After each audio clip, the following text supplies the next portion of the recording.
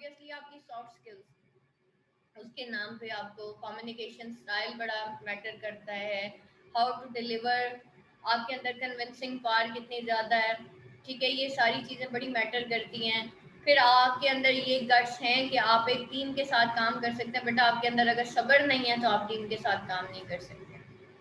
ٹھیک ہے، ٹیم بنانے کے لیے بہت محنت چاہیے ہوتی ہے، ٹیم کے ساتھ کام کرنے کے لیے آپ کو صبر شکر چاہیے ہوتا ہے. وہ چیز اگر آپ کے اندر ہے، وہی آپ کے اندر دیکھا جاتا ہے. جب آپ کو انٹرویو لیتے ہیں نا، وہ آپ کو ڈفرینٹ کویسچن سے اریٹیٹ کرتے ہیں یا کوئی ٹف کویسچن اس وجہ سے پوچھتے ہیں آپ کو نہیں آتا، وہ میٹر نہیں کرتا.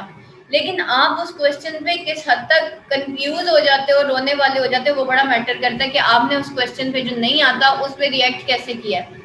آپ کو اس وقت سائیکالوجیکلی جج کیا جا رہا ہوتا ہے. سافٹ اسکلس پہ میں انشاءاللہ آپ لوگوں کو لیکچر ضرور دوں گی. سافٹ اسکلس پہ بیٹا میں تو بہت بولتی ہوں، کوشچن آپ کے جو ہے اکثر ہی میں بولتی ہوں. میں ابھی بھی یہی کہوں گی کہ ہمارے بچہ انٹیلیجنٹ بہت ہے، بہت اچھا لکھ لیتا ہے، لیکن اس کے اندر سافٹ اسکلس کی کمی ہے. اور کوئی کویشچن؟ سافٹ اسکلس میں آپ کی یہی کمیونیکیشن اسٹائل آ جاتا ہے، آپ کی ہمبل پرسنالٹی آ جاتی ہے. دیکھیں بات ٹٹ فور ٹیٹ نہیں ہے کہ جس نے مجھے ایسے کہہ دیا اس کو میں 10 سنا دوں گی، یا اس کی ہمت کیسے ہوئی مجھے ایسے کرنے کی. آگے وہی بندہ جائے گا جس کے اندر صبر شکر ہوگا. آپ بے شک دیکھ لیں جتنی کمپنیز میں لوگ آگے جاتے ہیں وہ ٹاپرز نہیں جاتے. ٹاپرز بس ٹاپ کر کے یونیورسٹی میں سٹاپ ہو جاتے ہیں. آگے وہ بچہ جاتا ہے جس کے اندر سافٹ اسکلز ہوتی ہیں اور وہ مڈل مارکس لینے والا بچہ ہوتا ہے. ہاں جی بالکل ہوتی ہے.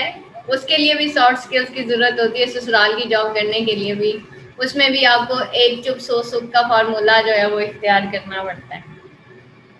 ٹھیک ہے، اس میں آپ کو ایک چپ اور ون ڈے جیسے میں نے کہا نا، نبی پاک صلی اللہ علیہ وسلم نے 23 سال تک جو ہے تلوار نہیں اٹھائی تھی. جب تک ہم اتھارٹی میں نہیں آ جاتے، جب تک ایک ٹائم نہیں گزر جاتا. دیکھیں عزت آپ کو کوئی بھی پلیٹ میں نہیں رکھ کے دیتا. ٹھیک ہے، عزت کوئی بھی پلیٹ میں رکھ کے نہیں دیتا، جگہ بنانی پڑتی ہے. ہم باہر سے آتے ہیں نا، ہمیں جگہ بنانی پڑتی ہے، باقی تو سارے اس گھر میں آلریڈی رہ رہے ہوتے ہیں. اور شادی سے پہلے جو ہے، جو اگر ہم مرد کی بات کریں تو وہ ہوتا ہے جو اس کی ماں اس کو بناتی ہے. شادی کے بعد مرد وہ ہوتا ہے جو اس کی بیوی اس کو بناتی ہے. ٹھیک ہے، اس وجہ سے جس گھر کی عورت ٹھیک نہیں ہوتی وہ گھر تباہ ہو جاتے ہیں، اور جس گھر کی عورت ٹھیک ہوتی ہے وہ گھر آباد ہو جاتے ہیں. ٹھیک ہے، جو نسلیں ہوتی ہیں نا بیٹا، وہ عورت نے ہی پروان چڑھانی ہے. اگر عورت کو یہ پتہ چل جائے کہ اس کے اندر کتنی بار ہے. دیکھیں مرد نے جو آج کمایا وہ اسی مہینے ختم ہو جاتا ہے، بلکہ 20 تاریخ کو ختم ہو جاتا ہے. عورت جو کرتی ہے اس کے جو افیکٹس ہوتے ہیں وہ نسلوں میں جاتے ہیں. اس کی پوری نسل بیس کرتی ہے عورت کے ایک ایک عمل پہ.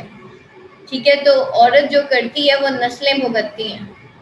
صحیح، تو عورت کا جو فنکشن ہے وہ بہت امپورٹنٹ ہے. اس وجہ سے عورت کو کہا گیا کہ آپ جاب نہیں کرو، آپ صرف گھر دیکھو. اسلام میں فرض نہیں ہے نا، کر سکتی ہے، منع نہیں ہے. لیکن مرد کو کہا گیا تم نے کمانا، اور عورت کو کہا گیا کہ تم نے اولاد کی تربیت کرنی ہے تاکہ فیملی آگے چل سکے. یہاں پہ ہم لوگ کہتے ہیں مرد بھی کمائے اور عورت بھی کمائے، اور جی ہم دونوں مل کے، پیسہ نہ ہوا تو گھر نہیں چلے گا. تربیت نہ ہوئی نا بچوں کی تو آپ ایک 40-45 سال تک دونوں ماں باپ کی جو ٹانگیں ہیں وہ دکھ جاتی ہیں، ہڈیاں گھس جاتی ہیں. اس کے بعد آپ کی اولاد آپ کے ساتھ جو کرتی ہے نا، وہ جو آپ نے تربیت کی ہوتی ہے نا، وہ کام آتی ہے. پیسہ کام نہیں آتا. پیسہ تو وہ سارا لگ جانا ہے اس کے اوپر، آپ کی صحت کے اوپر، اور مینٹل جو آپ کی ہیلتھ ہے نا وہ آپ کے